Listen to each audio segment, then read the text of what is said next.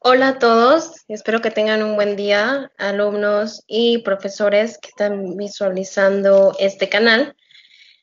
Mi nombre es Frida Sofía Ríos Pérez, soy profesora de la Escuela Secundaria General número 12, Carlos Delgado López.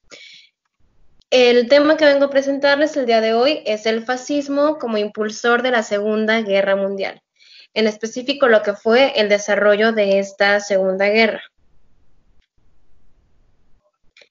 El aprendizaje esperado de la sesión es analizarás el fascismo y su papel de impulsor en la Segunda Guerra Mundial.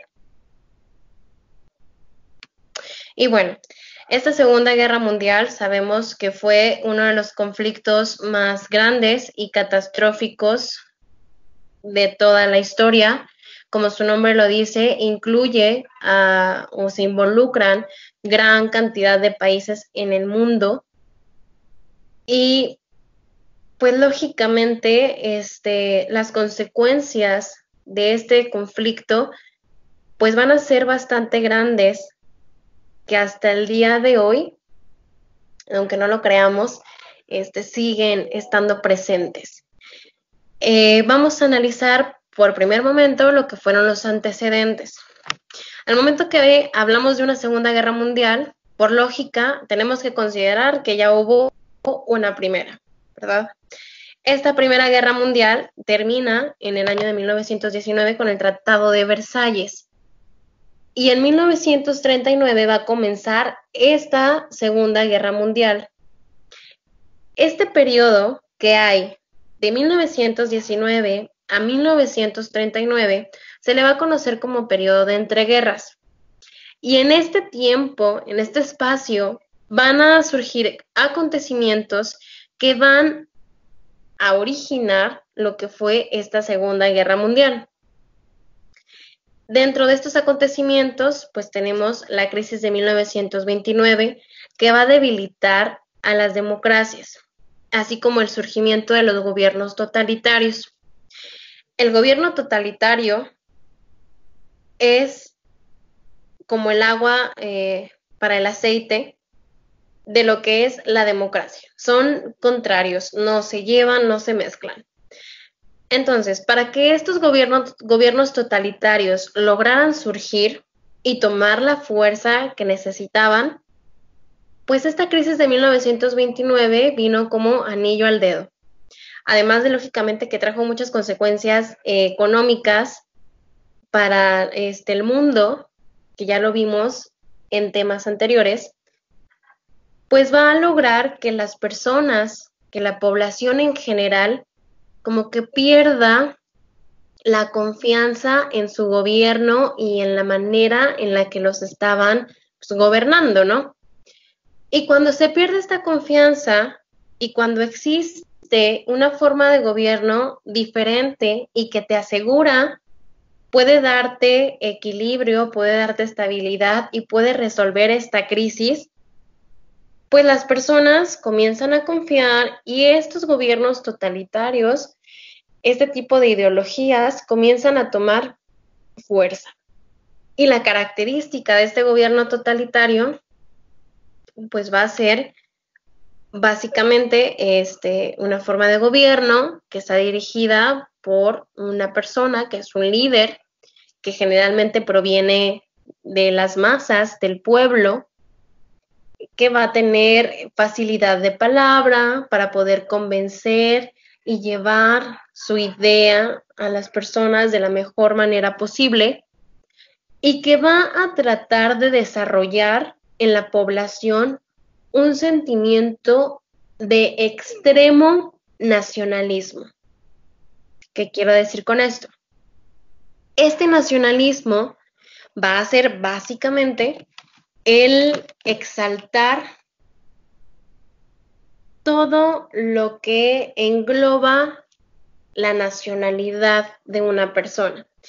Todas las costumbres, tradiciones, idiomas, símbolos patrios, se va a exaltar el amor que se le tiene a este tipo de elementos y van a tratar de vender la idea de que ese nacionalismo, esa nacionalidad es mejor que la de cualquier otro país. Esto va a estar presente en países como Alemania, Italia, Japón o la Unión Soviética. ¿Y qué pasa? Si lo mío es lo mejor que puede existir en el mundo, pues comienza a generarse un sentimiento de superioridad. Y si yo soy superior al resto de los países del mundo, pues lógicamente eso me deja en posición de gobernar y de dominar a todos aquellos que son inferiores a mí. Entonces, ese tipo de idea que está presente en estos países que te acabo de mencionar, pues fue agarrando fuerza, fue agarrando valor, se volvió popular y las personas llegó un momento en que realmente lo creían. Ser alemán es lo mejor que le puede pasar. Y el alemán tiene que dominar y el alemán tiene que sobresalir. ¿Por qué? Porque todos los demás son inferiores al alemán. Y el gobierno totalitario dentro de Alemania se conoció como nazismo, dirigido por Adolfo Hitler, que es el personaje principal, por así decirlo, o más conocido al menos de lo que fue la Segunda Guerra Mundial. Ahora, esto nos lleva a lo que fueron las causas de esta Segunda Gran Guerra. Por un primer punto tenemos el resentimiento de Alemania a causa del Tratado de Versalles. El Tratado de Versalles es un documento que se firma al término de la Primera Guerra Mundial. Lógicamente, al momento de que se firma este documento, como Alemania pierde esta Primera Gran Guerra, pues no es invitada, ¿verdad?, para firmar y acordar los puntos del tratado. Lo único que se le hace es avisarle los castigos y las condiciones que tiene que seguir por haber iniciado la Primera Guerra y por haberla perdido. Entonces Alemania es seriamente castigada y duramente humillada en este Tratado de Versalles. Se le imponen ciertos castigos como el disminuir su ejército, disminuir la cantidad de armas que fabrica, tener que pagar indemnización a las naciones contra las que luchó en la Primera Guerra Mundial. Y estas condiciones generan resentimiento, generan malestar en el pueblo alemán, y ese resentimiento más tarde va a generar una necesidad de venganza, de volver a tener todo lo que se me quitó. Y lógicamente, como está este sentimiento de nacionalismo, pues hacerle saber al mundo que Alemania es superior a ellos. Como segunda causa vamos a tener la debilidad de la Sociedad de Naciones. La Sociedad de Naciones viene siendo el abuelito de lo que conocemos como la Organización de las Naciones Unidas. Y lógicamente el objetivo principal era evitar que se diera origen a una segunda gran guerra. Por lógica, pues, no le funcionó el objetivo a la Sociedad de Naciones porque Alemania comenzó a violar el Tratado de Versalles, es decir, todo lo que le dijeron que no podía hacer, comienza a hacerlo. ¿Y qué es lo principal que hace Alemania? Comienza una expansión territorial. Al finalizar la Primera Guerra Mundial, con el Tratado de Versalles, se le quita territorio a Alemania. Alemania, cuando comienza a violar ese Tratado de Versalles, lo primero que hace es rearmar su ejército y comenzar a recuperar los territorios perdidos, una expansión territorial. Esto lo va a comenzar a hacer a partir de 1935 y hasta 1939, que es cuando estalla esta Segunda Guerra.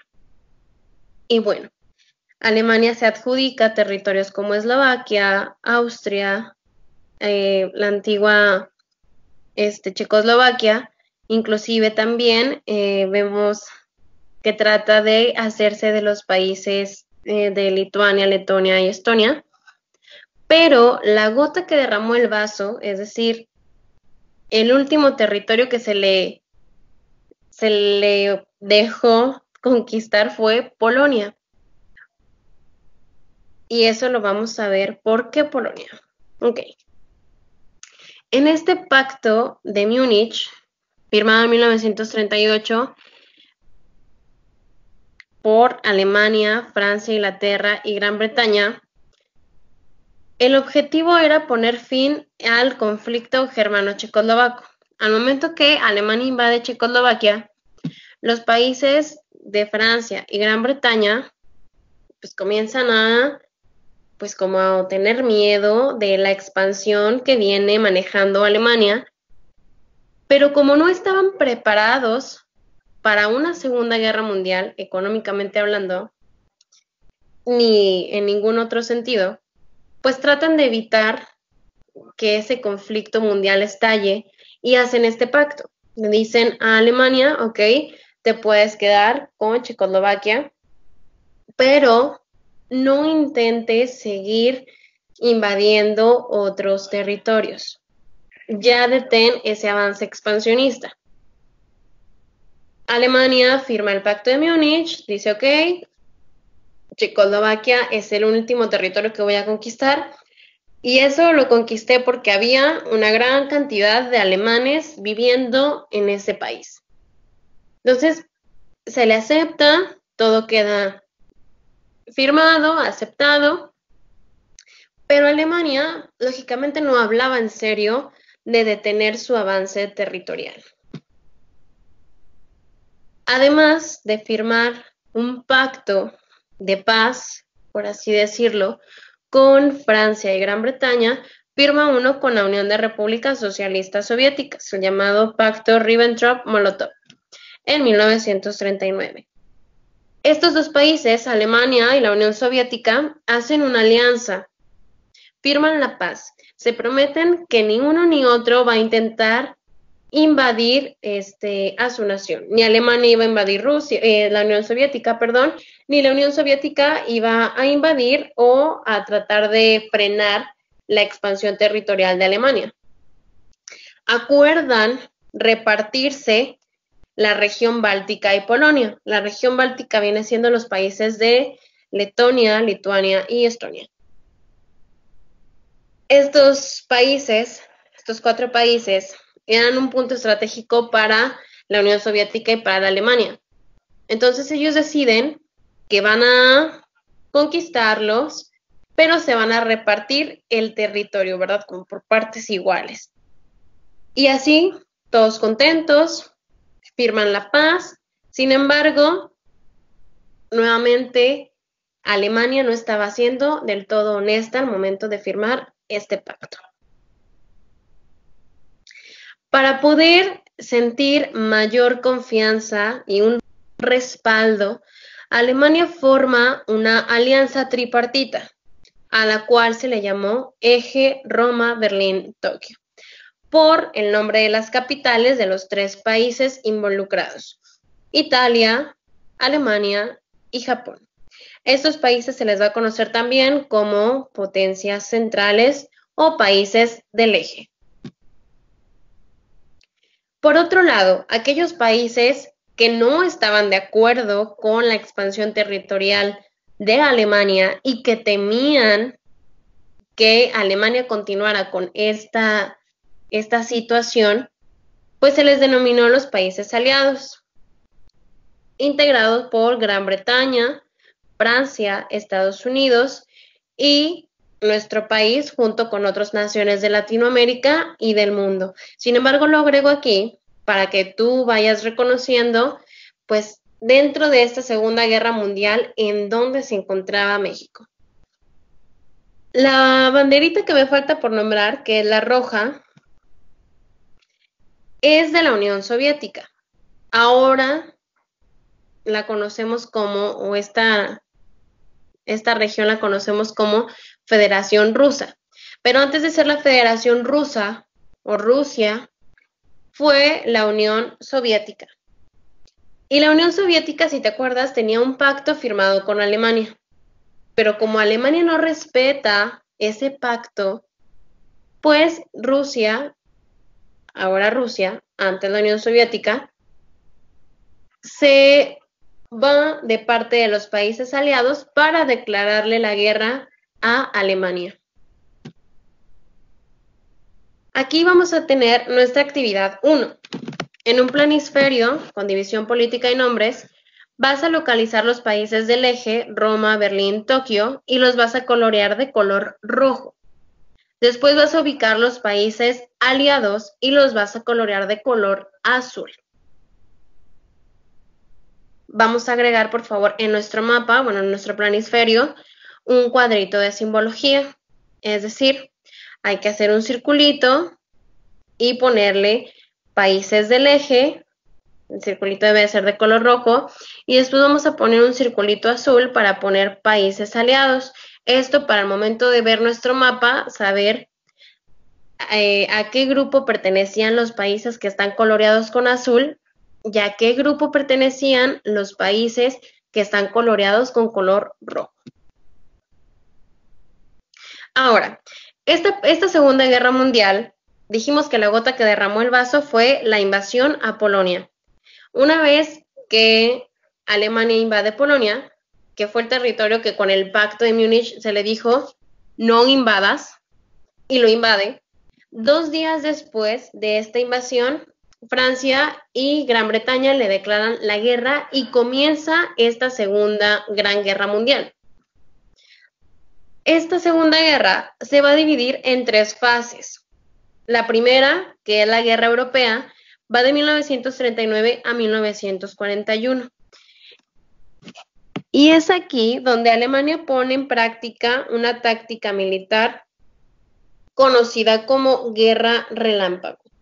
Esta táctica implica un bombardeo inicial aéreo, seguido del uso de fuerzas móviles, atacando con velocidad y sorpresa para impedir que un enemigo pueda llevar a cabo una defensa coherente.